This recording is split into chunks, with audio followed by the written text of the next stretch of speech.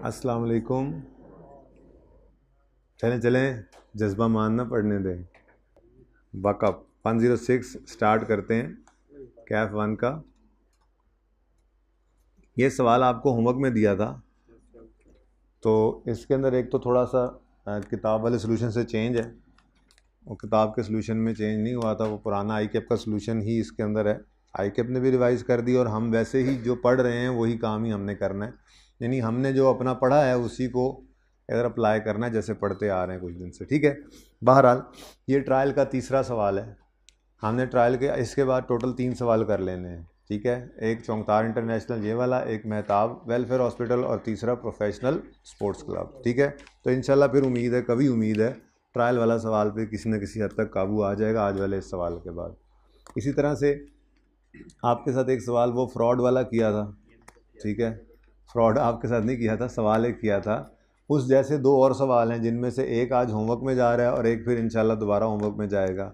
ये 3 एक तरह के सवाल हैं और उसके अलावा बाकी सवाल जो जनरल हैं वो तो हैं ही। ठीक है ना, तो टाइप्स क्वेश्चंस की अगर आप आइडेंटिफाई कर लेना तो आसानी हो जाती है, इतना मसला नहीं होता। और आप देखेंगे वैसे तो ओवरऑल सवाल करने की तरतीब हमने एक ही रखी है हमेशा, लेकिन फिर भी थोड़ी बहुत कमी बेशी जो होती है, कभी ट्रायल वाले सवाल है उसमें डाटा डिफरेंट, अप्रोच डिफरेंट चल रही होती है, दूसरों में डिफरेंट चल रही होती है, लेकिन हम अल्टीमेटली फॉर्मेट बना के जाते लेजर्स की तरफ ही हैं जहाँ तक मुमकिन हो। ठीक है, इस सवाल के अंदर ट्रायल चूँकि था, मैंने आपको कहा था कि ट्रायल का थोड़ा सा डर आपका निकालने की कोशिश करूँगा जितना हो सका।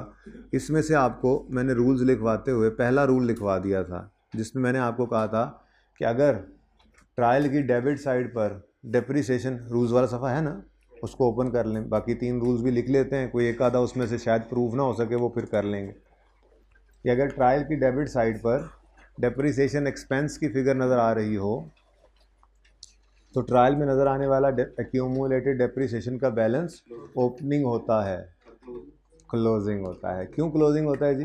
क्योंकि डेप्शन का देखो, डेप्रिसिएशन एक्सपेंस तो पिछले साल से नहीं ना आया होगा, एक्सपेंसेस तो फॉर द ईयर ही होते हैं, इनकम एक्सपेंसेस तो फॉर द ईयर ही होते हैं। तो इसका डेबिट साइड पे नज़र आने का मतलब ही क्या है कि हमारे इस साल की डेप्शन एक्सपेंस की एंट्री हो चुकी है, तो फिर एक्यूमुलेटेड डेप्शन का बैलेंस ओपनिंग नहीं हो सकता, क्लोजिंग है। गलत तो हो सकता है अनएडजस्टेड, लेकिन है क्लोजिंग। ठीक है ना, ओपनिंग नहीं हो सकता। तो फिर हमने रूल ये लिखा था कि अगर डेप्रिसिएशन ट्रायल के यूँ रूल लिखवाया था, अगर ट्रायल की डेबिट साइड पे डेप्रिसिएशन एक्सपेंस नज़र आए तो ऐसे ट्रायल में नज़र आने वाला एक्यूमुलेटेड डेप्शन का बैलेंस ओपनिंग होता है, क्लोजिंग होता है। ठीक है, अच्छा अगली बात, ये रूल तो जनरल रूल है, जो असल में रूल है, जो कॉन्सेप्चुअली बिल्कुल ठीक बात है, लेकिन ये रूल ना कभी कभी गड़बड़ भी कर जाता है। जैसे आपने इंट्रो के अंदर फाइनल अकाउंट के सवाल किए, तो ट्रायल के अंदर अक्सर ऐसा भी होता था कि वो एक्सपेंसेस को इकट्ठा करके दे देता था, सेलिंग एक्सपेंसेस इकट्ठे, एडमिन एक्सपेंसेस इकट्ठे। तो ऐसी सूरत के अंदर ये शक पड़ जाता है कि डेप्शन एक्सपेंस हो सकता है रिकॉर्ड हुआ हो, वो डेबिट साइड पे अलग नहीं आ रहा, क्योंकि बहुत सारे एक्सपेंसेस चूँकि इकट्ठे कर दिए तो हो सकता है डेप्रिसिएशन भी इकट्ठा हुआ पड़ा हो कहीं पे। तो अगर ऐसी सूरत आए तो उसके अंदर फिर आपको वो खुद बताएगा कि डेप्रिसिएशन चार्ज नहीं हुई या ऑलरेडी चार्ज्ड है, बल्कि वो यूँ बोलेगा depreciation has already been charged. तो फिर आप ये सोचिए कि डेप्शन चार्ज नहीं हुई, वरना आपने करनी ही होती है। और फिर इन सब से हट के एक जनरल सा रूल लिखवा दिया था। ये तो था ना कॉन्सेप्ट, जनरल रूल क्या लिखवाया था आपको एंड पे, जिसको अब आपने पर्चे में अप्लाई करना है। वो मैंने ये लिखवाया था कि अगर अदर इन्फॉर्मेशन के अंदर डेप्रिसिएशन कैलकुलेट करने का डाटा गिवन हो, अगर अदर इन्फॉर्मेशन के अंदर डेप्रिसिएशन कैलकुलेट करने का डाटा गिवन हो, मैंने ब्रैकेट में लिखवाया था शायद रेट्स वगैरह, तो इसका मतलब ट्रायल में पड़ा हुआ एक्यूमुलेटेड डेप्शन का बैलेंस ओपनिंग है। डेप्शन एक्सपेंस आप खुद निकाल के ये डबल एंट्री करके उसे क्लोजिंग बनाएंगे। ठीक है ना, तो पहली बात तो हो गई कॉन्सेप्ट की। दूसरी बात जनरल बात क्या है, इसको छोड़ो, ये तो बेस में चला गया, क्योंकि ये कभी कभी धोखा भी दे सकता है। उसके अलावा पर्चों के लिए आपके लिए क्या, अनलेस कि वो खुद कह दे depreciation has already been charged, ऐसा हो भी सकता है। उसमें फिर ये हो सकता था कि गलती होती थी, जैसे हमने रेक्टिफिकेशन का टॉपिक किया था फिक्स एसिड से रिलेटेड, तो एसिड को भी अनएडजस्टेड कहते थे, एक्यूमुलेशन को भी अनएडजस्टेड कहते थे क्लोजिंग, और सही भी कर लेते थे, लेकिन वो तब जब वो कह दे depreciation has already been charged. ये जैसे IAS 8 के सवाल करते थे, सारा प्रॉफिट एंड लॉस बन चुका, बैलेंस शीट बन चुकी, तो कैसे हो सकता है डेप्शन चार्ज ना हुई हो। ठीक है ना, ट्रायल के बाद वाली सिचुएशन पे खड़े होते थे। सर ये जब चार्ज है तो फिर नहीं निकालेंगे? फिर तो नहीं निकालेंगे ना, जाहिर सी बात है, जब चार्ज है तो फिर ज़रूरत कोई नहीं। खैर मैं सादा बात ये कर दिया आपको कि अगर आपके सवाल में अदर इन्फॉर्मेशन के अंदर डेप्रिसिएशन कैलकुलेट करने का डाटा रेट्स वगैरह गिवन हो तो इसका मतलब आप ये लिया करें कि एक्यूमुलेटेड डेप्रिसिएशन ओपनिंग है और आपने एक्सपेंस कैलकुलेट करके डबल एंट्री करके डेप्शन expense debit accumulated डेप्शन credit double entry करके इसको क्लोजिंग में खुद कन्वर्ट करना है। ठीक है, ये हो गया रूल। आप क्वेश्चन है तो पूछिए। और वो जो पिछले कैश फ्लो में आपने प्रोविजन का दूसरा रूल लिखवाया ना? जी नहीं, अच्छा ये इररेलेवेंट क्वेश्चन था भाई, नहीं लिखवाया, इस वक्त ये चल रहा है। अच्छा अगला रूल लिखें जी, प्रोविजन फॉर डाउटफुल डेट के बारे में। तो जो छोटी मोटी रहती हैं वही तो करनी है अब हमने अगले दिनों में। एनपीओ तो बस ख़त्म है, फ्रेमवर्क करना, उसके बाद क्या है, हर टॉपिक की छोटी मोटी चीज़ें। और मैं सोच रहा हूँ कोई एक आधा सवाल भी हर टॉपिक का करवाऊँगा आपको, वो रिवाइज हो जाया करेगा टॉपिक भी, और फिर जो चीज़ें कमी बेशियाँ होंगी वो भी पूरी करते चले जाएंगे। तो इस पर 2 दिन लगें, 3 लगें, 4 लगें, तसल्ली से काम पूरा करके ही जाएंगे ना। इतनी मेहनत से सारा सेशन पढ़ा तो एंड पे थोड़े ही आप लोग, मुझे पता है, धोखा नहीं देंगे। ठीक है ना? ओके, अपने आप को, मुझे तो नहीं जी। लिखें जी, प्रोविजन फॉर डाउटफुल डेट के बारे में रूल लिखें। अगर अदर इन्फॉर्मेशन में, अगर अदर इन्फॉर्मेशन, जल्दी जल्दी लिखना है ये। आज मैंने सोचा था ये सवाल ऐसे ही आधे पौने घंटे में हो जाएगा, बहुत मुश्किल पूरा हुआ। खैर अगर, क्योंकि ये रूल्स भी लिखवाने लगा था, अगर अदर इन्फॉर्मेशन में प्रोविजन कैलकुलेट करने का डाटा, ब्रैकेट में लिखो रेट्स वगैरह, अगर अदर इन्फॉर्मेशन में OI लिखा करो, अगर अदर इन्फॉर्मेशन में प्रोविजन कैलकुलेट करने का डाटा, ब्रैकेट में लिखो रेट्स वगैरह। रेट्स वगैरह इसलिए बोल रहा हूँ कि देखो आपने इंट्रो पढ़ी हुई है, आपको पता है प्रोविजन निकालना सिर्फ रेट से नहीं होता, एजिंग एनालिसिस और इस तरह किसी और तरीके से भी हो सकता था। ठीक है ना? और सही है, बार उस पर भी लगते रेट्स ही हैं। तो प्रोविजन का डाटा, ठीक है ना, अगर अदर इन्फॉर्मेशन में प्रोविजन कैलकुलेट करने का डाटा रेट्स वगैरह गिवन हो तो ट्रायल में नज़र आने वाला प्रोविजन का बैलेंस ओपनिंग होगा। तो ट्रायल में नज़र आने वाला प्रोविजन का बैलेंस ओपनिंग होगा।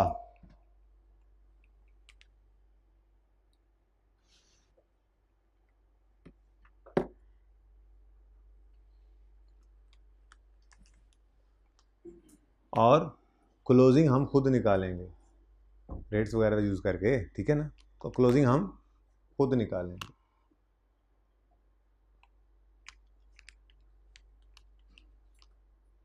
ठीक है, देखो असल बात क्या है, असल बात तो ये है, अगर ये क्लोजिंग ट्रायल है तो ज़्यादातर चीज़ें इसमें क्लोजिंग ही होती हैं। कुछ चीज़ें ओपनिंग हो सकती हैं जिनके अंदर मैंने आपको 2 चीज़ों की एग्जांपल दी। ये 2 चीज़ें ओपनिंग क्यों हो जाया करती हैं वैसे ज़रा बात करें तो? ये ओपनिंग इसलिए पड़ी होती हैं अक्सर ट्रायल में क्योंकि इनमें सारा साल कोई एंट्री होती नहीं है। साल के एंड पे एक बार डेप्शन कैलकुलेट करके एंट्री की, साल के एंड पे एक बार प्रोविजन कैलकुलेट करके क्लोजिंग बनाया, एक्सपेंस निकाला। तो ये इस तरह के अकाउंट्स हैं जिनमें सारा साल एंट्रीज नहीं होती। अब कोई बंदा ये कहे क्लोजिंग ट्रायल है और उसके अंदर कैश का बैलेंस ओपनिंग पड़ा है, हो सकता है पड़ा हो, क्या ये हो सकता है? हो ही नहीं सकता। सारे साल कैश के अंदर रोज़ाना के हिसाब से सैकड़ों डेबिट्स क्रेडिट्स होते हैं। बैंक का लेजर क्या ओपनिंग बैलेंस शो कर सकता है? डेटर का लेजर, क्रेडिटर का लेजर, इनकम्स एक्सपेंसेस तो वैसे ही ओपनिंग क्लोजिंग वाले चक्कर से ही बाहर है ना। इनकम्स एक्सपेंसेस तो वैसे ही फॉर द ईयर होते हैं। सेल्स तो ओपनिंग क्लोजिंग का चक्कर नहीं है ना, ओपनिंग पड़ा होगा या क्लोजिंग, परचेज ओपनिंग पर ये इनकम एक्सपेंसेस तो फॉर द ईयर होते हैं ना। एक्सपेंस इनकम जो है फॉर द ईयर होते हैं। लड़ाई किसकी है? एसेट्स लायबिलिटीज़ की। उनमें भी ज़्यादातर चीज़ें क्या होंगी? क्लोजिंग, क्योंकि उनमें सारा साल एंट्रीज पड़ती। गलत तो हो सकती हैं वो, ओपनिंग नहीं हो सकती, लेकिन कुछ एक अकाउंट्स ऐसे हैं जो ओपनिंग हो सकते हैं और वो ऐसे अकाउंट्स होते हैं जिनमें सारा साल एंट्रीज ही नहीं पड़ती। जैसे हमने 2 एग्जांपल्स देखी, accumulated depreciation, provision for doubtful debt. आप FAR 2 में जाएंगे, बड़े होंगे, 1-2 और इसमें ऐड हो जाएंगे, डेफर टैक्स आ जाएगा, प्रोविजन फॉर वारंटी आ जाएगा, ग्रेचुइटी आ जाएगा। ऐसे अकाउंट्स जिनमें सारा साल कोई एंट्री नहीं होती, वो अकाउंट्स कभी कभार ओपनिंग बैलेंस पड़े होते हैं ट्रायल, हालांकि ट्रायल क्लोजिंग है, लेकिन वो एडजस्टमेंट करना बाकी होती है आपको जो मिलता है पर्चे में, ठीक है ना, और सही है। अच्छा, आपने कैपिटल देखा था, आप ट्रेडिंग अकाउंट इंट्रो में पढ़ के आए हैं ना, ट्रेडिंग एक्टिविटी के अकाउंट्स बनाकर आए हैं, तो उसमें आपको पता है कैपिटल होता था, ओनर घर से जो पैसे लाया कैपिटल, और जो बिजनेस ने कमाया वो प्रॉफिट भी उसी में ऐड होता था, और ड्राइंग्स माइनस होती थी, याद है। अब उस ट्रायल के अंदर कैपिटल गिवन होता था, फंड तो नहीं ना होता था, कैपिटल होता था। वो कैपिटल ओपनिंग हो सकता है या नहीं हो सकता? मेरे ख्याल में तो आपने जितने सवाल किए थे तकरीबन सब में वो ओपनिंग ही होता था, क्लोजिंग तो आप खुद बनाते थे। और ओपनिंग से क्लोजिंग का सफ़र कैसे तय होता था? Opening plus profit for the year less closing less drawings, ठीक है। अच्छा, अब अगर ट्रायल के अंदर कैपिटल लिखा हो, आजकल तो नहीं आएगा वो, तो अब ज़माना गुजर गया, लेकिन मैं वहाँ से सिखा के ये वाली बात अप्लाई करवाता हूँ। अगर ट्रायल में कैपिटल पड़ा है और आपको उसने नहीं बताया ओपनिंग है या क्लोजिंग है, तो आपको कैसे पता लगेगा कि ये ओपनिंग है या क्लोजिंग? कोई निशानी ट्रायल के अंदर, कोई निशानी? अगर ट्रायल के अंदर इनकम्स एक्सपेंसेस बिखरे हुए नजर आ रहे हैं तो इसका मतलब अभी प्रॉफिट एंड लॉस अकाउंट बनना बाकी है।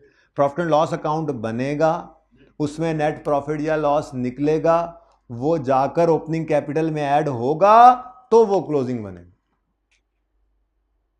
और अगर कभी ट्रायल के अंदर आपको प्रॉफिट की फिगर ही दे दे या कह दे प्रॉफिट क्लोजिंग कैपिटल है और नीचे लिखा हो प्रॉफिट निकाल, और उस ट्रायल में आपको इनकम एक्सपेंसेस भी नजर नहीं आएंगे, इनकम एक्सपेंसेस नजर नहीं आएंगे, यानी प्रॉफिट लॉस बन चुका होगा। शायद ऐसा सवाल भी आपने कोई किया हो, बहरहाल मुझे नहीं पता इस बात का। खैर, तो कहने का मकसद ये है कि जिस ट्रायल में इनकम्स एक्सपेंसेस बिखरे पड़े होंगे उस ट्रायल में नजर आने वाला कैपिटल ओपनिंग होगा। क्यों? क्योंकि अभी प्रॉफिट एंड लॉस अकाउंट बना नहीं, वो बनेगा, इन प्रॉफिट या लॉस निकलेगा, वो उस ओपनिंग में ऐड होगा, तब कहीं जाके वो क्लोजिंग बनेगा। भाई वैसे ना वो बता देता है, मैं तो वर्स्ट केस सिनेरियो के लिए तैयार कर रहा हूँ कि ना भी बताए तो हमें कैसे पता लगेगा, ठीक है। अब बात खत्म होगी कैपिटल की, क्योंकि हम यहाँ पे कर रहे हैं नॉन प्रॉफिट ऑर्गेनाइजेशन के सवाल। तो नॉन प्रॉफिट ऑर्गेनाइजेशन के अंदर तो फंड्स होते हैं, ठीक है, और जनरल फंड ही होता है, बाकी तो जनरल फंड में ही जाते हैं ना, सरप्लस डेफिसिट की अमाउंट। अब ट्रायल के अंदर अगर फंड नज़र आ रहा है, जनरल फंड लेट से, तो वो ओपनिंग या क्लोजिंग है, इसकी अगर खामोशी उसने इख्तियार की हुई है तो आपके पास इसकी क्या निशानी होगी कि ट्रायल में पड़ा हुआ जनरल फंड ओपनिंग है या क्लोजिंग? अगेन वही वाला रूल, सिर्फ प्रॉफिट एंड लॉस की बजाय इनकम एक्सपेंडिचर वाला लगा दो। क्या? अगर ट्रायल के अंदर इनकम एक्सपेंसेस बिखरे पड़े हैं तो इसका मतलब इस साल का इनकम एक्सपेंडिचर अकाउंट बनना अभी बाकी है, वो बनेगा, सरप्लस या डेफिसिट निकलेगा, वो ओपनिंग जनरल फंड में ऐड होगा तो जाके वो क्लोजिंग बनेगा, ठीक है। और अगर ट्रायल में इनकम एक्सपेंसेस नज़र नहीं आ रहे तो फिर जाहिर सी बात है वो सरप्लस डेफिसिट निकल के उसमें ऐड हो गया होगा, ठीक है। तो तीसरा रूल लिखें अपने पास, जनरल फंड की हेडिंग बना के, रूल नंबर 3 लिखें। अगर ट्रायल में, जमाइयाँ ना लें, लिखें, हाइब्रिड वाले बच्चों को कह रहा हूं, अगर ट्रायल में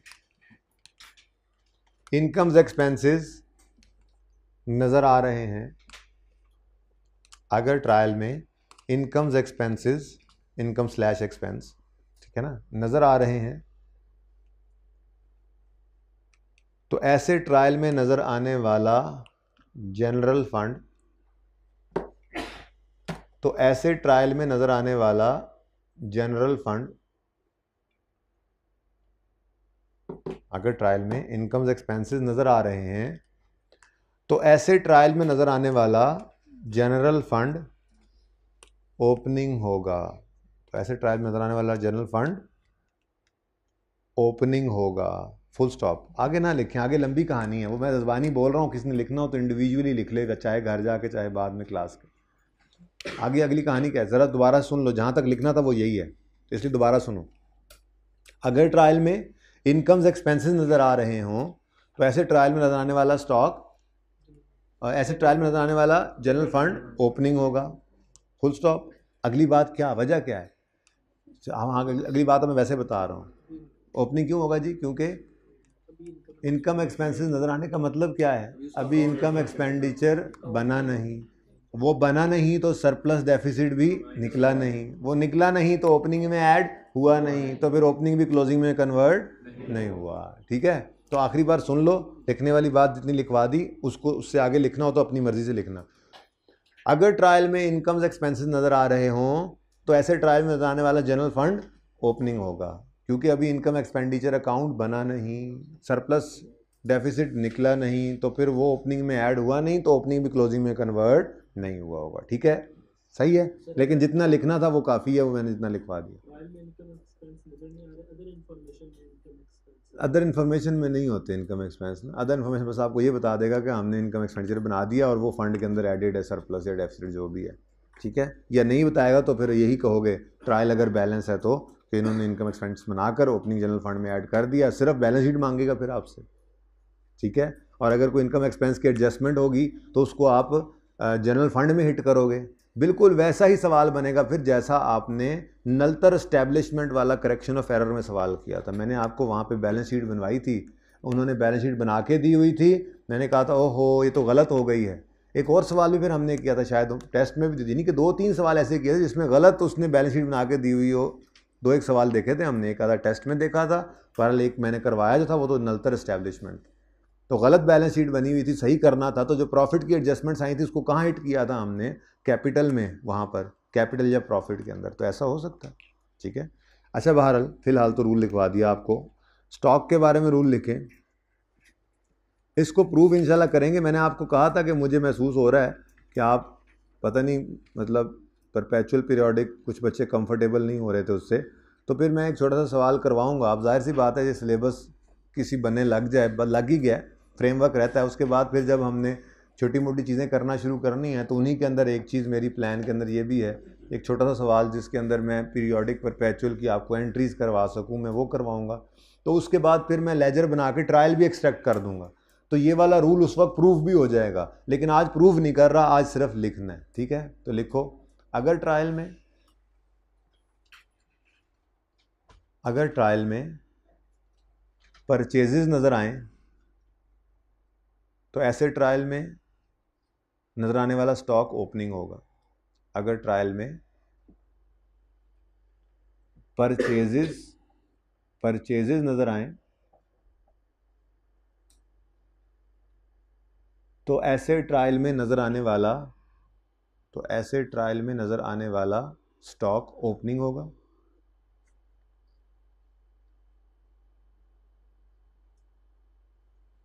फुल स्टॉक के बाद आगे लिखते हैं, और अगर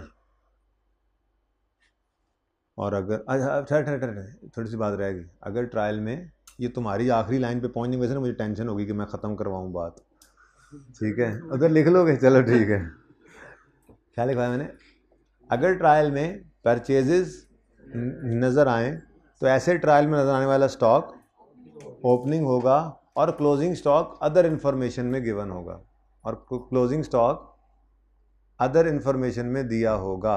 बहुत लेट कर दिया यार तुमने, चलो कोई नहीं, अभी हम रूल्स ही लिख रहे हैं, किसी से लिख लेना देख के, आखिरी रूल लिख रहे हैं, उसका सवाल अभी शुरू करना है। अगर ट्रायल में, ये नहीं, हिम्मत नहीं हारनी चाहिए, पहुंच जाना चाहिए बंदे को। अगर ट्रायल में परचेजेस नज़र आ रही हों तो ऐसे ट्रायल में नज़र आने वाला स्टॉक ओपनिंग होगा और क्लोजिंग स्टॉक अदर इन्फॉर्मेशन में गिवन होगा। ठीक है, ये वो वाला तरीका है जो आज तक आपने, मेरे ख्याल में सारे सवाल ही ऐसे किए होंगे, कोई इक्का दुक्का ऐसा हो जिसमें परपेचुअल सिस्टम की वजह से कॉस्ट ऑफ सेल ट्रायल में चली गई हो, वरना आपने इंट्रो के अंदर जितने भी सवाल किए हैं मेरे ख्याल से उनमें यही सिचुएशन होती थी, ओपनिंग स्टॉक ट्रायल के अंदर होता था और क्लोजिंग स्टॉक अदर इन्फॉर्मेशन के अंदर गिवन होता था। आप opening plus purchase less closing करके कॉस्ट ऑफ सेल खुद निकालते थे, ऐसे ही करते थे ना। खैर मैं प्रूव करूँगा इसको, बहरहाल फ़िलहाल तो रूल लिख रहे हैं। दूसरा लिखें, और अगर ट्रायल में कॉस्ट ऑफ सेल्स नज़र आ जाएं, और अगर ट्रायल में कॉस्ट ऑफ सेल्स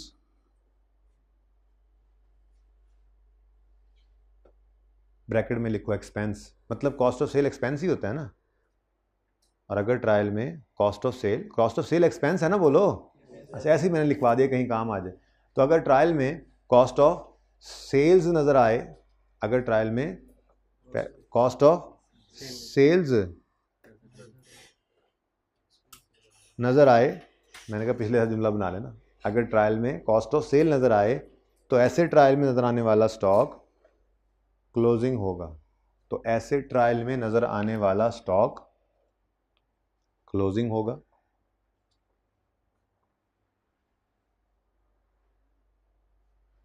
तो अदर इंफॉर्मेशन में तो ट्रायल में नज़र आने वाला स्टॉक क्लोजिंग होगा। अगर ट्रायल में कॉस्ट ऑफ सेल नज़र आए तो एसेट ट्रायल में नज़र आने वाला स्टॉक क्लोजिंग होगा। और अदर इंफॉर्मेशन में क्लोजिंग स्टॉक के बारे में नहीं बताएगा। और अदर इंफॉर्मेशन में क्लोजिंग स्टॉक के बारे में नहीं बताएगा।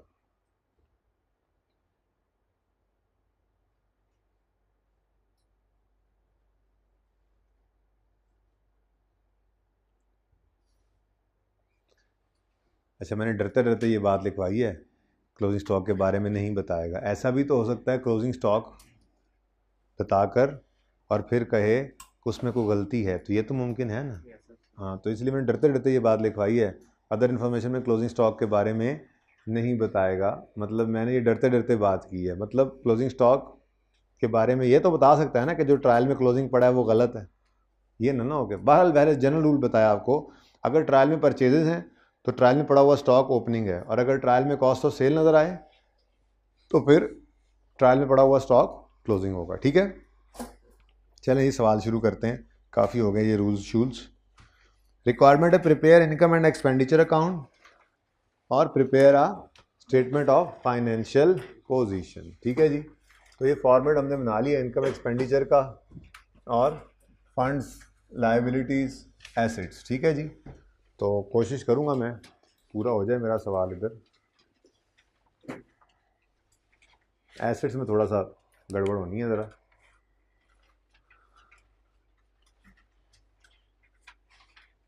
चलें, गुजारा हो जाएगा, दुनिया गुजारे की ही जगह है।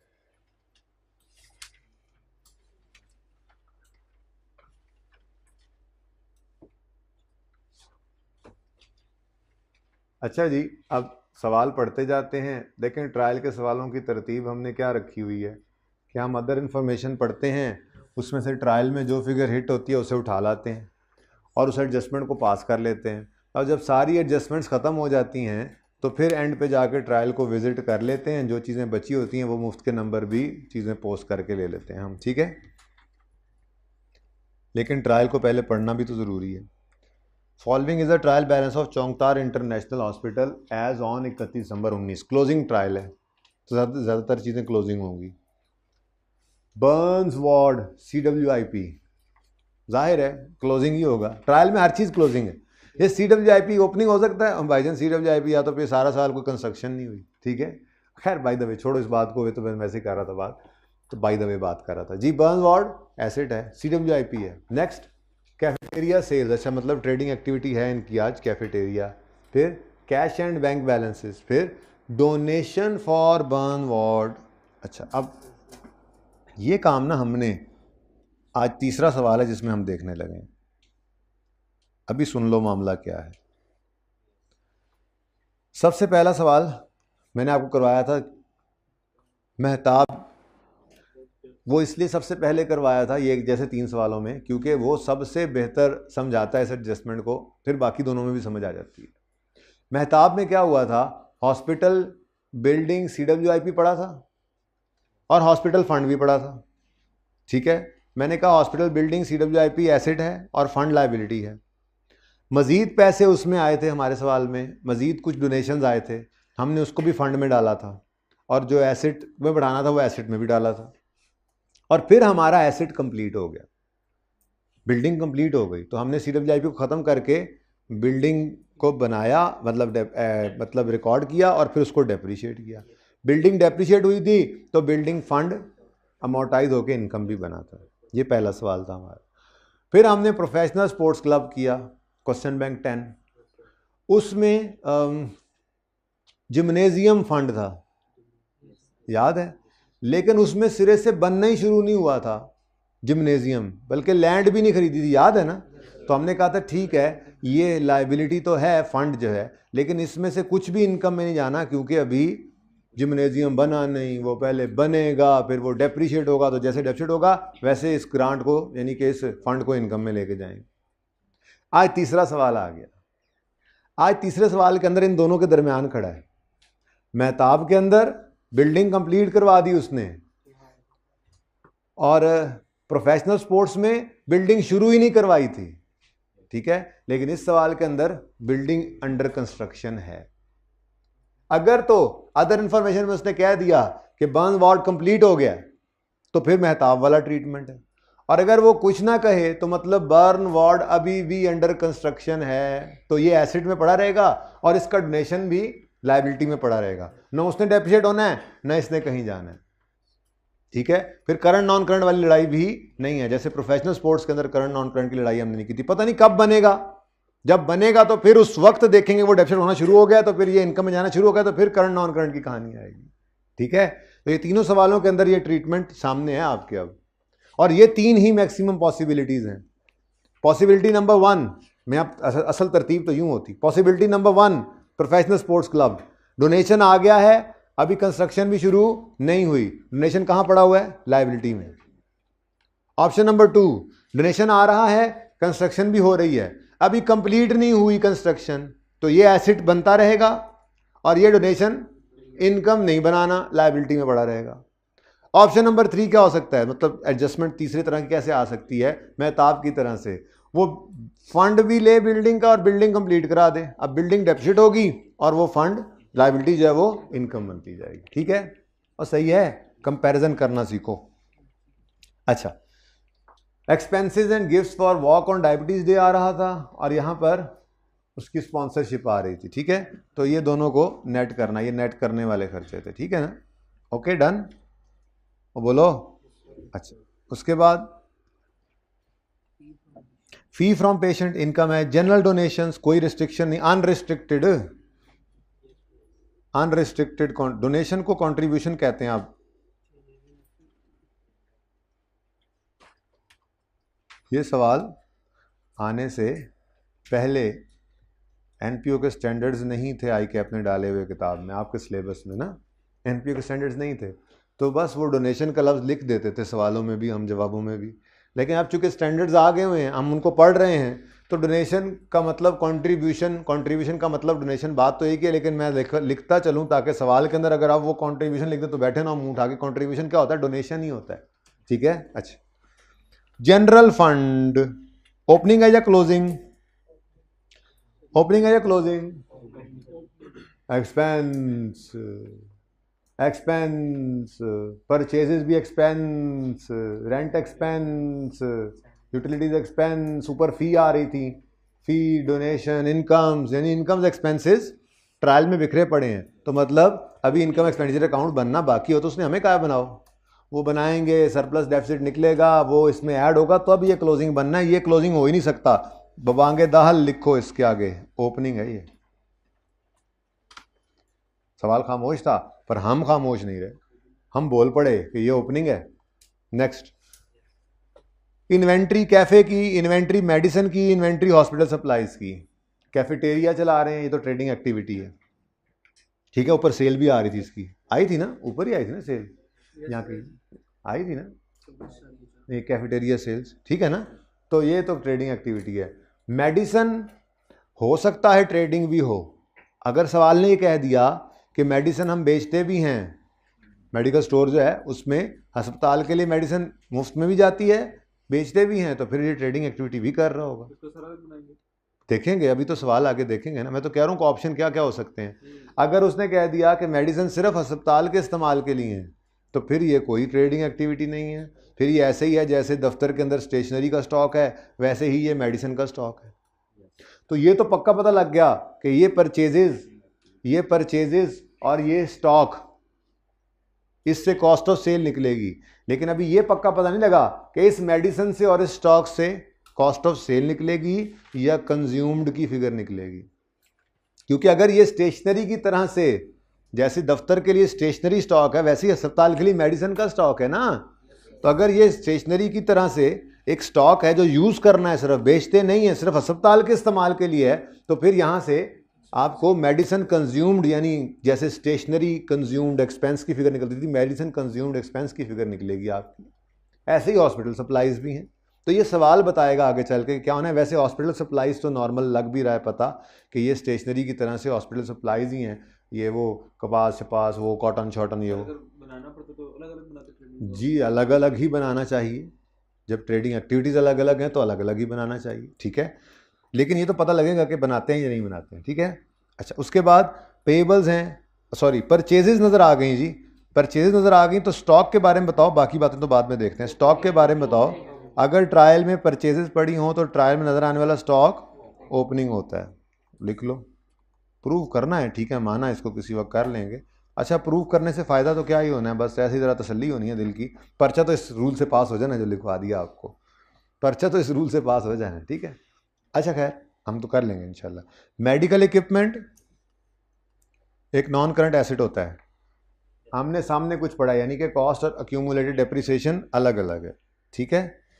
उसके बाद मिसलिनियस एक्सपेंसेस हैं। अच्छा, पिछली क्लास में मैंने अलग अलग रखा था, इस क्लास में हो सकता है मैं इकट्ठा कर दूं एसेट अकाउंट को। अच्छा, मिसलिनियस एक्सपेंसेस हैं, अदर फिक्स्ड एसेट्स हैं, बता तो देता हूँ ना, उनको बताया था नेट कर सकते हैं और दूसरा दिखा दिया। आपको बताऊंगा भाई आप ग्रॉस रख सकते हैं लेकिन बुक वैल्यू पे कर दूंगा, फिर आज बच्चे कम हैं, ये लेक्चर अपलोड भी हो जाएगा, ठीक है जी। मिसलिनियस एक्सपेंसेस एक्सपेंसेस हैं, other fixed assets non current assets, ठीक है जी। उसके बाद पेबल्स हैं, फिर परचेजेज आ गई, रिसीवेबल्स, रेंट डेबिट पे आ रहा है, एक्सपेंस, स्पॉन्सर्स फॉर वॉक ये इनकम है, स्पॉन्सर्स आए थे, वॉक जो हमने करवाई थी उस पर कुछ लोगों ने पैसे दिए थे, स्पॉन्सरशिप उसे कहते हैं, इनकम है। सैलरीज एडमिन स्टाफ की, salaries doctors and nursing staff की, शॉर्ट टर्म इन्वेस्टमेंट्स हैं और यूटिलिटीज़, ठीक है। अच्छा, अब अदर इन्फॉर्मेशन शुरू कर देते हैं पढ़ना। लेकिन वैसे बचपन में जो आपने पढ़ रखा है, जितना को आपको पता है, उस हिसाब से मुझे बताओ परचेजेस का अकाउंट बनता ही किस सिस्टम में है? पीरियोडिक में। तो ये तो नहीं कह सकते कि ये परपेचुअल सिस्टम यूज़ कर रहे हैं, लेकिन मैं आपको फिर भी इन्वेंट्री का लेजर बनवाऊंगा। क्या मतलब?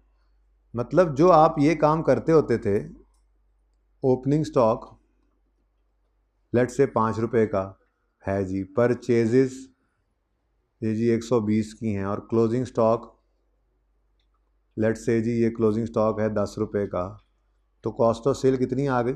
आप कॉस्ट ऑफ सेल का टोटल ऐसे निकालते थे, कितनी आ गई जी? 115। मैं कहता हूँ ये वाला काम अगर लेजर की फॉर्म में करें तो कैसे करेंगे? तो मैं इन्वेंट्री का लेजर बना लेता था। मैं कहता था जी ओपनिंग है 5, परचेजेज हैं 120 और क्लोजिंग है 10, बैलेंसिंग निकालो कॉस्ट ऑफ सेल, चेक करो वही बैलेंसिंग आना है, कितना? 115। तो ये दोनों में जो मर्जी काम कर लो, बात तो एक ही है ना, बोलो। अब उसूली तौर पे तो बात वही है आपकी, ठीक है, कि अगर पीरियोडिक सिस्टम यूज़ हो रहा हो तो फिर इन्वेंट्री का लेजर तो बनता ही नहीं है। लेकिन ये कोई इन्वेंट्री का लेजर थोड़ी बना रहा हूँ, तो मैं अपनी वर्किंग कर रहा हूँ, मैं वर्किंग ऐसे करने की वजह ऐसे कर रहा हूँ, और मैं ऐसे क्यों करूँ? क्योंकि मैंने आज तक आपको इन्वेंट्री का लेजर ही बनवाया है, तो मैं नया काम क्यों कर लूँ इस दफ़ा आके? देखो, हमने शुरू में एनपीओ के सवालात किए, वो जगाना था अब्दुल्ला को, अहम बात हो रही है अब्दुल्ला भाई, ठीक है, अहम बात हो रही है बहुत। अगर ये बहुत अहम बात कर रहा हूँ मैं, ये ऐसी वाला खाम में कन्फ्यूजन रहता है। देखो बात सुनो प्लीज़ बेटा, हमने शुरू वाले सवाल किए, एनपीओ के सवालों में लिखा होता था कि प्रॉपर रिकॉर्ड ही नहीं मेंटेन हुए हुए। तो यहाँ तो फिर चलो ट्रायल बना हुआ नजर आ रहा है, जिसपे मैं कह सकता हूँ यार इन्होंने पीरियोडिक सिस्टम इस्तेमाल किया है। जो इससे पिछले वाले सवाल किए उनमें तो उनके पास सिर्फ रिसीट पेमेंट अकाउंट होता था और कुछ इन्फॉर्मेशन हम इकट्ठी करते थे और अकाउंट्स बनाते थे। उसमें कहाँ से आया पीरियोडिक परपेचुअल? लेकिन स्टिल मैं आपको क्या बनवाता था? इन्वेंट्री का लेजर। क्योंकि मैं ये काम इस तरह से करने की बजाय ट्रेडिंग अकाउंट की एक्टिविटी में, वो प्रॉफिट सीकिंग जो ट्रेडिंग एक्टिविटी है, ये इस तरह करने की बजाय मैं लेजर फॉर्म में कर लेता था। और वो इसलिए कर लेता था कि लेजर फॉर्म इस टॉपिक से 3 टॉपिक पहले से शुरू हो गया हुआ था। जब पहली बार हमने रेशियोज के टॉपिक के अंदर हमें ज़रूरत महसूस हुई परचेजेस की, और हमें चाहिए था परचेजेस का बैलेंस, लेकिन पड़ा हुआ था स्टॉक, तो हमने opening closing cost of sale डाल के परचेजेस निकाली थी। फिर उसके बाद हमने कैश फ्लो के टॉपिक के अंदर भी इसी अप्रोच को फॉलो किया, लेजर वाली अप्रोच को। वहां पे भी कौन सा पता होता था कि पीरियोडिक सिस्टम यूज हो रहा है या परपेचुअल। हम तो एक तरह से वर्किंग कर रहे होते थे कि स्टॉक ओपनिंग क्लोजिंग पड़ा हुआ है, चलो इसको लेजर में डालो, वर्किंग करो, अपने मतलब की चीज निकालो। हमें इससे क्या कौन सा सिस्टम यूज हुआ था, ठीक है। तो आज भी नजर आ रहा है, बचपन में पढ़ा हुआ असल में कॉन्सेप्ट कंफ्लिक्ट करता है ना, नजर आ रहा है परचेजेस पड़ी हैं तो मतलब पीरियोडिक सिस्टम इन्होंने इस्तेमाल किया है। पीरियोडिक सिस्टम वाले परचेजेस रिकॉर्ड करते हैं और एंड पे फिजिकल काउंट से स्टॉक को गिनती करके उसकी एंट्री एक बार करते हैं, stock debit cost of cell credit. ये सीखा हुआ आपने बचपन में, ठीक है। तो मैं कह रहा हूं हम फिर भी इसी तरह से लेजर बना लेंगे क्योंकि ये हमारी वर्किंग है।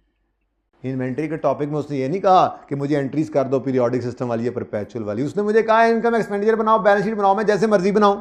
तो मैं अपनी वर्किंग फिर भी किस पे करूंगा, इस लेजर के फॉर्म में। ओके, ये मैंने क्यों इतनी लंबी बहस की, क्योंकि परचेजेस का लफ्ज देख के आप दीवाना वार कहेंगे सर ये तो पीरियोडिक सिस्टम है, आपने लेजर बना दिया। भाई मेरी वर्किंग है, मैंने पीरियोडिक में ये होता है ना, पीरियोडिक में ये होता है ना, परचेजेस यहाँ पे क्लोजिंग की एंट्री होती है, stock debit cost of cell credit, ठीक है ना।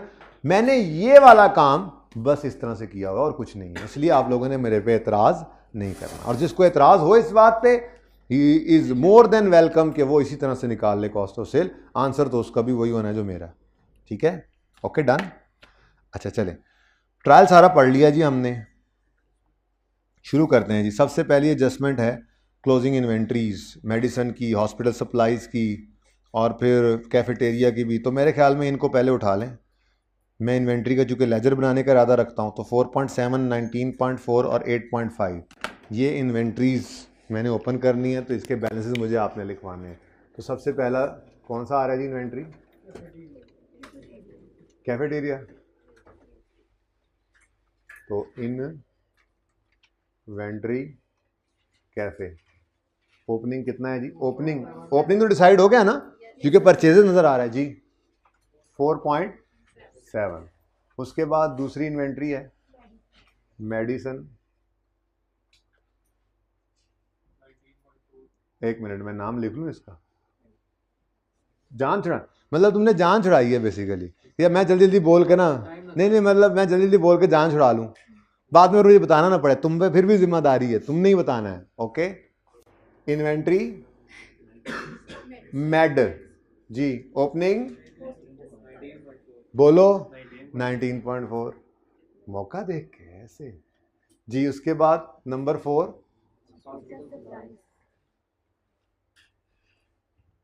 हॉस्पिटल सप्लाईज की भी इन्वेंट्री पड़ी है।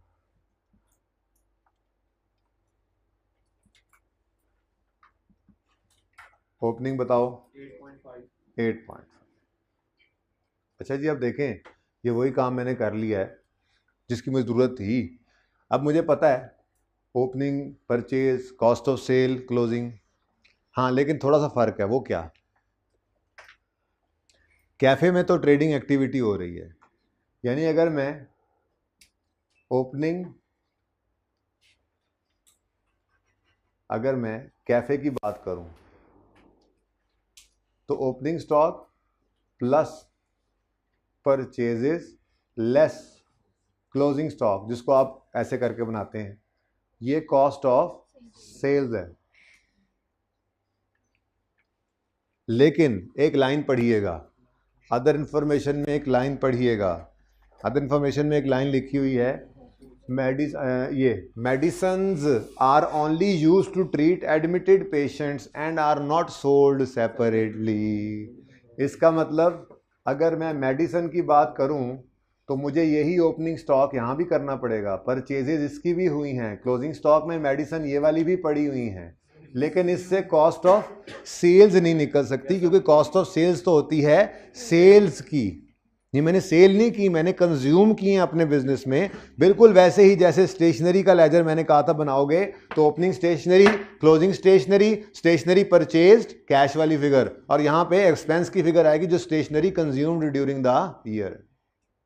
जैसे ऑफिस सप्लाईज का लफ्ज लिखा हुआ था तो मैंने कहा था office supplies is just like stationery, opening, closing, purchase यानी कि कैश, और एक्सपेंस की फिगर क्या है, ऑफिस सप्लाईज कंज्यूम्ड। जैसे हॉस्पिटल सप्लाईज आ जा रहा है, opening, purchase, closing, balancing figure क्या होगी, हॉस्पिटल सप्लाईज कंज्यूम्ड, जो इस्तेमाल हो गई, बेची तो नहीं है ना, ठीक है।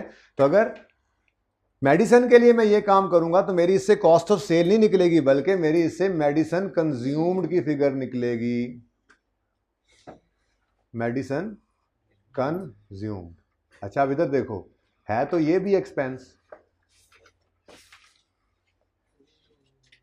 बोलो, और है ये भी एक्सपेंस, है कि नहीं? ये एक्सपेंस जाएगा और ये एक्सपेंस जाएगा इधर एक्सपेंसेस में। नाम बदल गया ना, नाम तो बदलना है ना, सेल तो नहीं की cost, cost of sales expense ही तो है, ठीक है, ओके।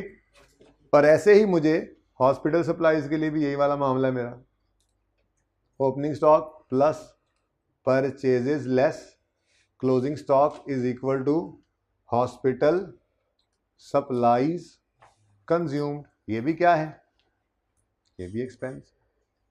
और ठीक है बच्चों, तो आप जैसे मर्जी वर्किंग करें, इस तरह से करें, आप अपनी पुराने ज़माने वाली वर्किंग करें, या जिस तरह से हम चलते आ रहे हैं उसी को कंटिन्यू कर लें, आपकी मर्जी है। बस ये ना कहना मुझे ट्रायल में परचेजेस आ रही है तो आपने इन्वेंट्री का लेजर कैसे बना लिया। भाई ये मेरी वर्किंग है, मैं इस तरह से करना चाह रहा हूँ, ज़रा लेजर में मुझे लगता है मेरे बच्चे कंफर्टेबल रहते हैं तो मैं वर्किंग वैसे कर रहा हूँ, बस मतलब की चीज़ें निकालने के लिए, ठीक है। तो ओपनिंग लिख लिया हमने, तो बोलो, तो परचेजेस भी लिख दो। नहीं बोलो ना आप, ये एलिमेंट तो नहीं है ना, नज़र तो आ रहा है ना कि पीरियोडिक सिस्टम यूज हुआ है, ठीक है। हाँ तो बस वर्किंग आप जैसे मर्जी करो, फिर मैं क्यों बोलूँ ये रेलेवेंट है, मैं कह रहा हूँ वर्किंग जैसे मर्जी करो, तो वैसे ही कर लो जैसे मैं कर रहा हूँ, ठीक है। ये परचेजेस भी बता दो जी, ये इन्वेंट्री के लेजर में परचेजेस पता है आपको डेबिट साइड पे आती हैं, परचेजेस एज पर ट्रायल कितनी है 16.4, purchases as per trial 60.5, purchases as per trial. और आपको याद है मैंने आपको बताया था, 100 दिन पहले ही बताया होगा कि ट्रायल वाली फिगर जो है वो एक ही दफ़ा आती है, कितना, तो देख लो, ट्रायल में ओपनिंग पड़ा था, कोई डबल एंट्री नहीं की, एक ही दफ़ा नज़र आया। ट्रायल में परचेज पड़ी थी, कोई डबल एंट्री नहीं की, एक ही दफ़ा नज़र आया। क्या ख्याल है, और ठीक है। अच्छा लेकिन 6 फिगर्स हमने उठा ली। अब आओ जी एडजस्टमेंट नंबर 1 पे, cost of closing physical inventory. कहा था आपको अगर परचेजेस हैं ट्रायल में तो ट्रायल में ओपनिंग स्टॉक होगा और क्लोजिंग के बारे में बताएगा। Cost of closing inventory of medicine and hospital supplies was 25 and 13 million respectively. आगे ना पढ़ें, तो क्लोजिंग स्टॉक उसने बताया मेडिसिन का कितना है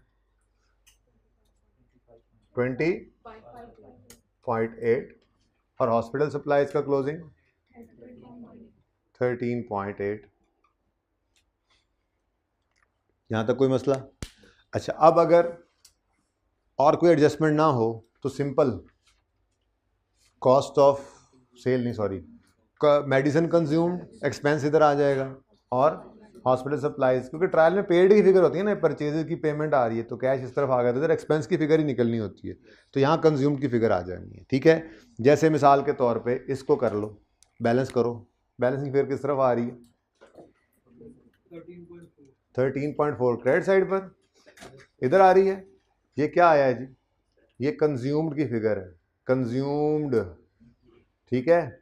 बैलेंसिंग मैंने निकाला है वही एक्सपेंस हॉस्पिटल सप्लाईज कंज्यूम्ड। अब इधर देखो एक्सपेंसेस में आके हमने लिखा hospital supplies consumed, working number 4 कितना 13.4 एक्सपेंस हो गया। और इन्वेंट्री करंट एसेट होता है, इन्वेंट्री हॉस्पिटल सप्लाईज की, ये सवाल में ही गिवन थी ना, हॉस्पिटल सप्लाईज, ज़रा छोटा छोटा करके लिखा है मैंने, इन्वेंट्री हॉस्पिटल सप्लाईज लिखा हुआ है, ये कितना जी 13.8।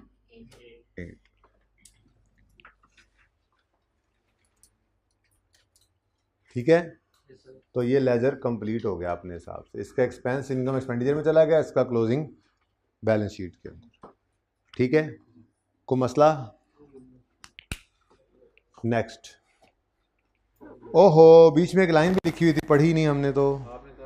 Medicine costing 3.1 found expired.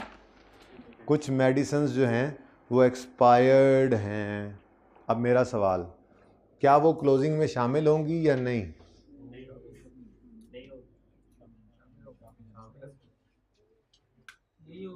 क्यों नहीं शामिल होंगी? कहीं लिखा हुआ है फेंक दी हैं?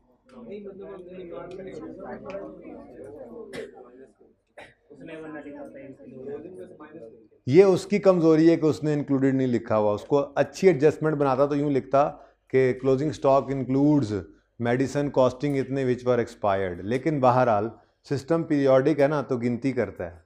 जब गिनती करता है तो स्टॉक गिन के उसने दिया हुआ है, इसके अंदर ये भी शामिल है। माजरत के साथ मेडिसिन वो क्या कह रहा है, वो उसमें क्लोजिंग स्टॉक की बात चला रहा है ना। देखो ना, उसने क्या कहा है, physical inventory, cost of physical inventory of medicine is 25, medicine costing इतने वर फाउंड एक्सपायर्ड। तो फिजिकल इंस्पेक्शन में 25,8 की इन्वेंट्री है, जिसमें उसको पता लगा है कि ये भी है। तो हमें इसको क्या करना चाहिए, इसको माइनस करना चाहिए। अब अगली बात, क्या ये नॉर्मल लॉस है या एबनॉर्मल लॉस है? रेड मार्कर दें। नॉर्मल लॉस है या एबनॉर्मल लॉस है? जी बोलें भाई। बच्चे बोल रहे हैं एबनॉर्मल है, बच्चे बोल रहे हैं नॉर्मल है। कितने नॉर्मल बोल रहे हैं? हाइब्रिड समात हाथ खड़ा करें, नॉर्मल वाले हाथ खड़ा करें। ऊंचा मुझे नज़र नहीं आ रहा। ओके, कितने कह रहे हैं एबनॉर्मल लॉस है? ओके, ये सब गलत हैं एबनॉर्मल वाले। ज़्यादा होना सही होने की निशानी नहीं होती। मेरी बात सुने, मेडिसिन को रखना, मेडिसिन को रखना ये ज़रूरी है, हमारी मजबूरी है। ये तो नहीं है कि आपका मरीज़ उधर फटे पे लेटा हुआ है और आप कह रहे हैं 1 मिनट पाँच ज़रा थोड़ा जा आसरा करना, मैं भाग के दवाई लेके आया। ऐसा नहीं है। आपको ज़रूरी अद्वियात का एक स्टॉक बहरहाल अपने पास मेंटेन रखना पड़ता है, और मेंटेन रखने की वजह से पड़े पड़े वो एक्सपायर भी हो सकता है। तो ये बिल्कुल एक नॉर्मल लॉस है। इसको कॉस्ट ऑफ सेल में, यानी कॉस्ट ऑफ सेल तो नहीं निकलनी, कंजम्पशन की फिगर में ही इसको ऐड होना चाहिए। बहरहाल नॉर्मल कहो या अब नॉर्मल कहो, ये तो इनकम एक्सपेंडिचर अकाउंट है, जाना तो एक्सपेंस में ही था उसने। ठीक है ना। अब मैंने क्या करना है, इधर देखो, मैं सिंपल क्या कह रहा हूँ कि जी ये 25 सही नहीं है। ठीक है, इस 25 में से आपने 3.1 निकाल देना, -3.1, और आपका सही स्टॉक कितना है, 22.7। ठीक हो गया। फिर देखते सवाल को, ऐसे किसी एक सवाल में दूसरे को नहीं फिट कर सकते, फिर उसके वेरिएबल्स बहुत सारे बदल जाते हैं ना। ये सामने वाली एडजस्टमेंट को देखो, परपेचुअल होता तो फिर पता नहीं उसको क्या कुछ और बताना पड़ता, फिर उसके हिसाब से हम डिसाइड करते। ठीक है, ओके। अच्छा जी, अब मैंने क्या किया, क्लोजिंग को सिंपली कम कर लिया। ठीक है, क्लोजिंग को कम कर लिया। मेडिसिन कंज्यूम्ड की फिगर निकल आएगी, बोलो। मेडिसिन कंज्यूम्ड की फिगर निकालो, बोलो। एक्सपेंस है 57 पॉइंट। अच्छा, अब मेरा पहला सवाल, क्या इसमें ये नॉर्मल लॉस वाले एक्सपायर्ड की कॉस्ट शामिल है? कैसे शामिल हुई? हमने तो नहीं की, हमने एंट्री तो पास नहीं की। अगर हम देखो, अगर हम इन्वेंट्री मेडिसिन का अकाउंट बनाएं 19.4, परचेजेस 60.5, एक मिनट भाई, परचेजेस 60.5, क्लोजिंग 25.8, तो मुझे बताओ कंज्यूम की फिगर कितनी है? बेटा ज़बानी ना करें, इतने टार्जन नहीं है आप लोग ना। 25.8 ओरिजिनल वाला जी, 54. अब अगर आप क्लोजिंग स्टॉक को सही ना करते तो कॉस्ट ऑफ मेडिसिन कंज्यूम 54 आ रही। आपने क्लोजिंग स्टॉक को क्या किया, कम, जिस वजह से चूंकि हमने मेडिसिन कंज्यूम की फिगर बैलेंसिंग निकालनी थी, ये एक्सपेंस खुद ब खुद बढ़ गया, जो कि बिल्कुल ठीक भी है। ये बिल्कुल वैसे ही है जैसे आपने इंट्रो के अंदर पढ़ा था पीरियोडिक सिस्टम में, एनआरवी लॉस आ गया है, वो जी एंट्री ना करो, एनआरवी लॉस एक नॉर्मल लॉस होता है, सिर्फ क्लोजिंग स्टॉक को आप कम कर लो, कॉस्ट ऑफ सेल खुद ब खुद बढ़ जाएगी और लॉस चार्ज हो जाएगा। ये वही काम ही हुआ पड़ा है, ये वही काम हुआ पड़ा है। अगर आप इस तरह से चल रहे हैं, opening plus purchase less closing, हम पहले कर रहे थे जी ये 19.4, 60.5, 25.8 माइनस, तो आंसर क्या आ रहा है 54.1। और अगर हम इस स्टॉक को सिर्फ बदल दें, क्लोजिंग को, बाकी कुछ भी ना करें, कोई एंट्री नहीं करनी हमने, सिर्फ जी स्टॉक को सही कर दें 22.7, अब इस स्टॉक के अंदर से वो निकाल दें जो डिफेक्टिव हैं, तो कितना बचता है कॉस्ट ऑफ सेल 57.2। यानी आपने सिर्फ क्या किया, आपने सिर्फ क्लोजिंग स्टॉक को चेंज किया, कम किया, कॉस्ट ऑफ सेल खुद ब खुद बढ़ गई, लॉस चार्ज हो गया खुद ब खुद। ठीक है ना। तो ये सारे कामों को ऐसे ही बस प्रूव करने के लिए बताया आपको, ये सारी बातें तो वैसे ही थी। ठीक है, मकसद सिर्फ ये है कि क्लोजिंग स्टॉक को जब आपने एडजस्ट कर दिया तो जो कॉस्ट ऑफ सेल टाइप चीज़ यानी कंज्यूम की फिगर आनी है वो बैलेंसिंग चूँकि आनी है, तो उसमें ऑटोमेटिकली ये लॉस भी चार्ज हो गया। अब इसको भी यहाँ लिख दो। अब ये अगर पूरा हो ही गया तो जो काम पूरा होता जाए वो तो लिखते जाए ना। मेडिसिन कंज्यूम्ड, एक minute, medicine consumed working number 3 कितना 0.2 और इन्वेंट्री मेडिसिन की, लेकिन इसके साथ भी आपको वर्किंग का रेफरेंस देना चाहिए क्योंकि आपने वहीं पर ही वो कटिंग करके सही किया हुआ। 22.7 सवाल में तो 25 समथिंग गिवन था ना।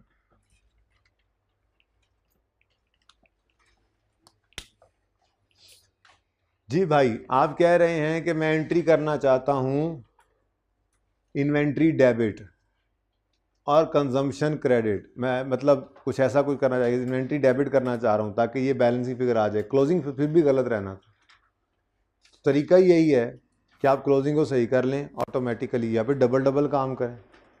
ठीक है, तो बस क्लोजिंग को सही करें यार, सिंपल, जैसे बचपन में सीखा हुआ है। स्टॉक के अंदर गड़बड़ है, स्टॉक को सही करो, खुद ब खुद कॉस्ट ऑफ सेल सही हो जाती है, यहाँ खुद ब खुद कंजम्पशन की फिगर सही हो जाएगी। ठीक है, कोई स्टॉक ऐसे भी अब आ सकता है, ये तो सवाल तो आ गई ना एडजस्टमेंट, चलो हो सकता है सवाल में कभी ऐसी एडजस्टमेंट आ जाए कि फिजिकल काउंट वाला स्टॉक 25 है लेकिन गलती से कुछ स्टॉक हमारा फलां जगह पड़ा था वो काउंट नहीं हुआ, तो क्या करोगे, इसको ऐड कर दोगे, ये खुद ब खुद स्क्वीज हो जाएगा, मामला ठीक रहेगा। ठीक है, तो बस यही याद रखो कि आपने क्लोजिंग को एडजस्ट करना है, खुद ब खुद बैलेंसिंग फिगर सही निकल आएगी। ओके, अच्छा, ये दोनों चीज़ें हो गई जी। बोलो, ऐसे ही अभी इंशाल्लाह देखना आप, इसका क्लोजिंग आएगा और कॉस्ट ऑफ सेल भी आ जाएगी। ठीक है, सही है। अच्छा, पहले पॉइंट 1 पूरा पढ़ लो। Medicine are only use to treat admitted patients and are not sold separately, इसी वजह से तो हमने इसमें से कॉस्ट ऑफ सेल की बजाय कोई ट्रेडिंग एक्टिविटी नहीं है, मेडिसिन कंज्यूम्ड निकाली। ठीक है, और हॉस्पिटल सप्लाईज तो नाम से ही पता लग रहा है कि अपने इस्तेमाल के लिए। ठीक है, सही है। अच्छा, point number 2, year and physical count of cafeteria of inventory को, अगर ये भी दे देता तो अभी मैं कह के आया हूँ 1 मिनट में कॉस्ट ऑफ सेल भी निकल आनी थी। चलो कोई नहीं, अल्लाह खैर करेगा, कभी मिल ही जाएगी। Goods are sold in cafeteria at a gross margin of 25% on, वैसे तो मार्जिन ही ऑन सेल होता है लेकिन चलो उसने ऑन सेल भी लिख दिया। ठीक है, तो on sale on cost important है, पीछे मार्जिन मार्कअप को फिर इग्नोर कर दिया करो, जब ऑन सेल ऑन कॉस्ट लिख देना, यूँ भी तो लिख सकता था gross margin of 20%, 25% on cost, फिर आप क्या करते, मार्जिन लेते या कॉस्ट लेते? ऐसा कर सकता है भाई, नहीं ना बोलो अकाउंटेंट, ऐसा कर सकता है वो, क्योंकि उर्फ आम में मार्जिन का लफ्ज़ बोला जाता है। कभी आपने गौर किया हो तो किसको आपको अक्सर बोलते हुए लोग ऐसे नजर आएंगे, भाईजान क्या काम कर रहे हैं या ये काम, कैसे मार्जिन हैं इसके अंदर, कैसे मार्कअप्स तो नहीं ना बोलते, तो मार्जिन अक्सर बोल भी दिया जाता है उर्फ आम में, तो उससे परेशान नहीं होना। यानी अगर तो सिर्फ मार्जिन लिखा हुआ है फिर तो ऑन सेल है, सिर्फ मार्कअप लिखा हुआ है तो ऑन कॉस्ट है, लेकिन अगर उसने पीछे मार्जिन लिखा है और आगे 25% ऑन सेल, फिर तो बात ही वही है, ऑन कॉस्ट भी लिख देना, तो मार्जिन को इग्नोर करना, फिर कॉस्ट को पकड़ना जो उसने लिख दिया। ठीक है ना, वैसे ही बता रहा हूँ, कभी ऐसे गलती से वो लिख दे। अच्छा, 25% ऑन सेल है, तो यहाँ पे हम बना के रख लेते हैं cost plus profit is equal to sale, sale को 100 लेंगे, प्रॉफिट 25 है, तो कॉस्ट 75 आ गई। ये लिख के रख लो, कहीं काम आ जाएगा। ठीक है जी, ये बिल्कुल आप पर्चे पे ही लिख लिया करें, मतलब वैसे तो पर्चे पे वो लिखने से मना करते हैं, मैं वैसे कह रहा हूँ, मतलब साइड पे लिख के रख लिया करें अपने पास, चाहे आंसर बुक के ऊपर। लेकिन फिर इसको कोई ये ज़रूरी वर्किंग ऐसे नहीं कि शो ही करना है, बस इसको ऐसे लिखना था ना, बना के लिखना है, जिस वक्त लिखना है कहीं पे लिख के रख लो अपने पास। पर्चे के अंदर जब आपने इसको यूज़ करना है तो सिर्फ इसका यूज़ आपने ब्रैकेट में शो कर देना है कि दिस डिवाइडेड बाय इतने मल्टीप्लाइड बाय इतने, तो इसको शो करने की कहीं ज़रूरत नहीं है। बस वो वर्किंग में आपने इस परसेंटेज को जब यूज़ करना है, सिर्फ वो ब्रैकेट में नज़र आ रहा हो। ठीक है, चलें जी, हम माजरत खा हैं, हम माजरत खा हैं, आपकी मतलूबा सहूलत यहाँ पे मुयस्सर नहीं हुई, इस वजह से आपको ये सहूलत भी मुयस्सर नहीं हुई। कोई नहीं, अल्लाह मालिक है, कहीं ना कहीं और से आ जाएगा। हो सकता है आज सेल पहले निकल आए, हो सकता है वो गिवन ही हो सकता है वो तो सब हो सकता है, तब देखेंगे जब ट्रायल में जाएंगे। मैं नहीं जा रहा, मैं तो एडजस्टमेंट्स की तरफ से चल रहा हूँ। ठीक है, number 3, rent outstanding at year and was 1.4।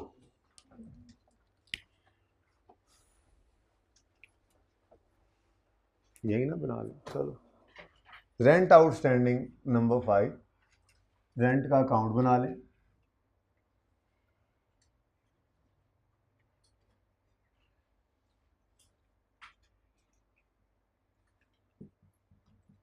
Expense debit side पे भी नज़र आ रहा है ट्रायल में, लेकिन फिलहाल तो कह रहे हैं आउटस्टैंडिंग कैरी डाउन कितना, आउटस्टैंडिंग रेंट आउटस्टैंडिंग का मतलब यही है ना, बोलो। आप कहोगे सर इनकम भी तो हो सकती थी, डस्टर कहाँ रखा है मैंने, तो इनकम होती तो फिर ट्रायल में वो डेबिट साइड पे नज़र ना आया होता। अच्छा अच्छा, चलें अब फिर मैं तो कहता हूँ रेंट को भी फड़का ही दें, क्योंकि अगली एडजस्टमेंट में सैलरीज और रेंट की एलोकेशन आ रही है। तो ट्रायल में आओ, ट्रायल में आके देखो, रेंट गिवन है 19.6। ट्रायल में पेड की फिगर होती है, पता है ना आपको, तो पेड वाली फिगर डेबिट साइड पे हम लिखा करते हैं। मैं यहाँ पे आज लिख देता हूँ एज पर ट्रायल। हाँ, कैश ब्रैकेट में लिख लो, डबल एंट्री ना करने बैठ जाना ना। कितना,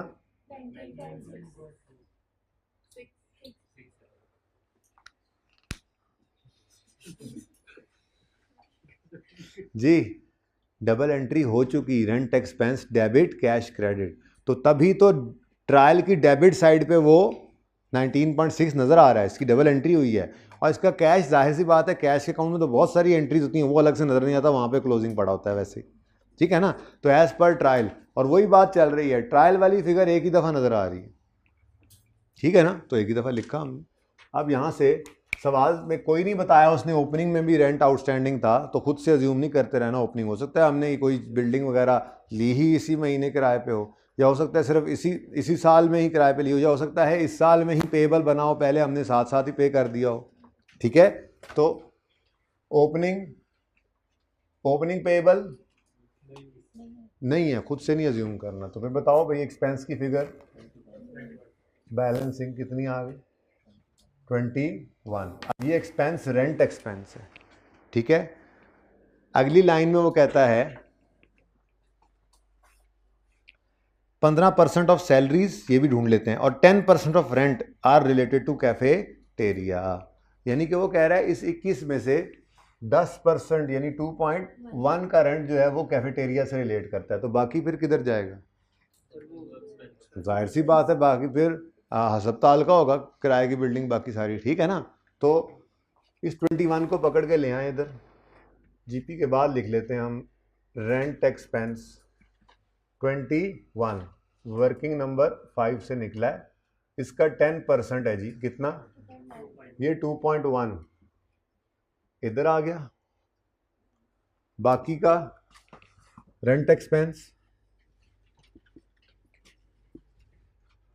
21 वर्किंग नंबर 5 वाला, तो बाकी का माइनस कर दो 2.1 या इनटू कर दो 90%, दोनों ही ठीक है, दोनों ही ठीक है। ठीक है ना, कितना 18.9 का एक्सपेंस आ गया। और अब चूंकि ये लेजर पूरा कर ही दिया आपने, तो इसके क्लोजिंग को भी ले जाओ